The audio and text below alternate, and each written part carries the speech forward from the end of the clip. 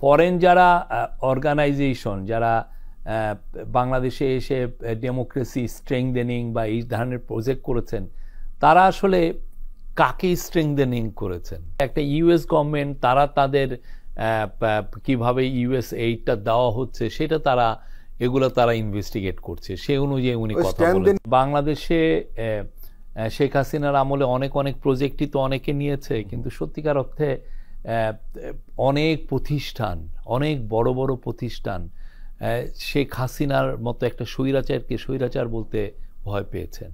আপনি strengthening project নিচ্ছেন বাংলাদেশে, অত ডেমোক্রেসি, কিন্তু আপনি দেখতেছেন যে আপনার সামনে দিয়ে ইলেকশন রিগিং হচ্ছেন। আপনি কিসের বুঝ দিন? এমন না, এই ধরনের প্রজেক্ট কিন্তু অনেকে নিয়েছেন, অনেকে অনেক জায়গার থেকে টাকা পয়সা নিয়েছেন।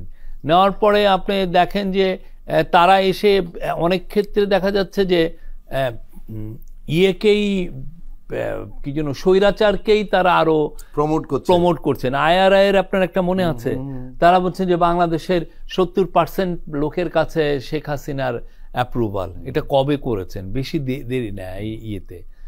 70% অ্যাপ্রুভাল থাকলেই এই ধরনের একটা ভয়াবহ রকমের একটা স্বৈরাচারের এগেনস্ট অ্যাপ্রুভাল রেটিং বলে।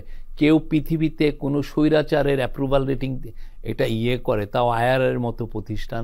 আপনারা জানছেন যে উনি ইলেকশন রিগিং করেন, তার অ্যাপ্রুভাল নেওয়ার দরকারটা কি? ঠিক না? তার তো এই লেজিটিমেসি নাই, ঠিক না?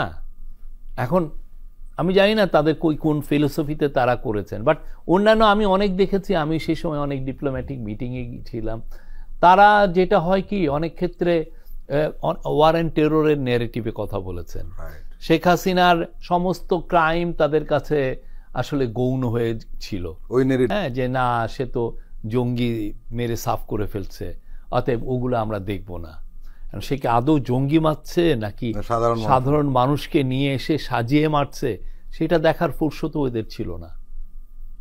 ভালো ইনভেস্টিগেট ওরা করে নাই। তো ইদানিং কিছু কাজ হয়েছে। একটা জার্মান এক মহিলা কাজ করেছেন, ব্রিলিয়ান্ট একটা কাজ। মহিলা যাদেরকে জঙ্গি বানানো হয়েছে তাদের উপরে উনি কাজ করেছেন। দেখা যায় যে 60-70%ই হচ্ছে যে ফেক, মানে এটা সাজানো একটা জঙ্গি বানানো।